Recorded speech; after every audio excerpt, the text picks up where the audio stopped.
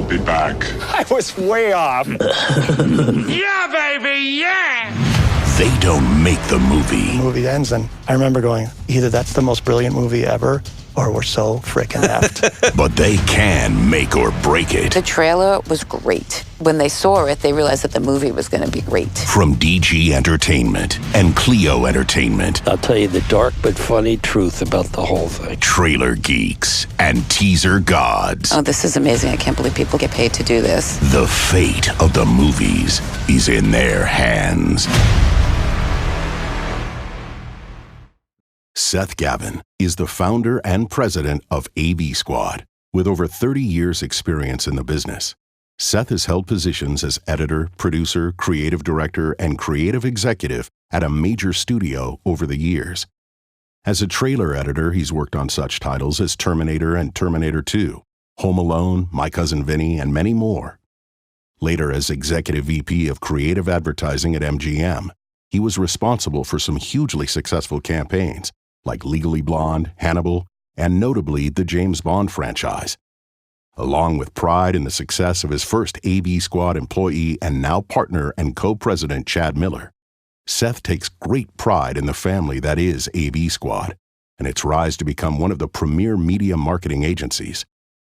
Many fans of the trailers, for movies like the Mission Impossible trailers, many of the Marvel trailers, Star Trek, the Fast and Furious franchise, and so many more, know and love the work of AV Squad. His love for movies and movie marketing is only surpassed by his love of his family, his wife Marcia, and his children Michael and Katie. And now, Seth Gaven. Now, Fast and Furious 4 was really the one that AV Squad... That's it. Without that, there's no AV Squad.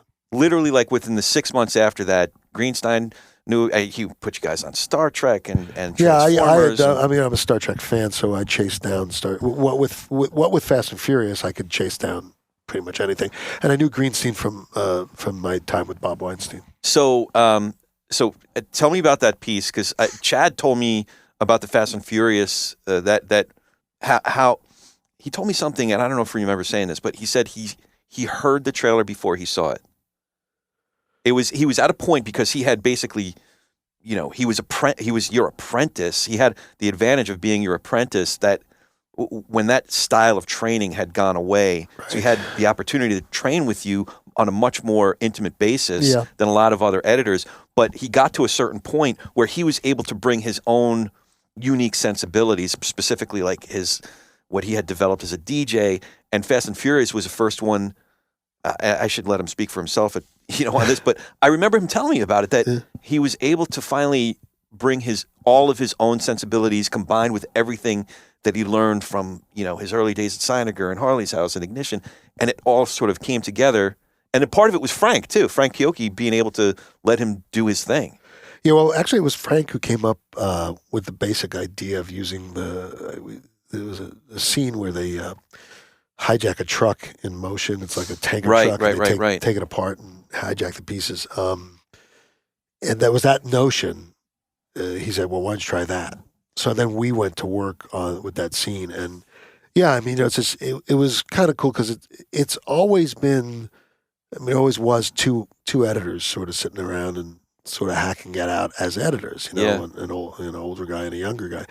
But yeah, Chad just went to town on it and chose music for the back end and this montage, and it just came together really, really well, really easily. The beauty of AV Squad, as I tell a lot of people, is that AV Squad is a company that is that was and continues to be a company owned and managed and run by editors. Right. We're into other things now. We have many, many talented people of all different, creative walks of life who some of them have never been editors. But like in terms of the AV and the juice that we got and the reason that we did so well, once we were established, is it was all editorial point of view.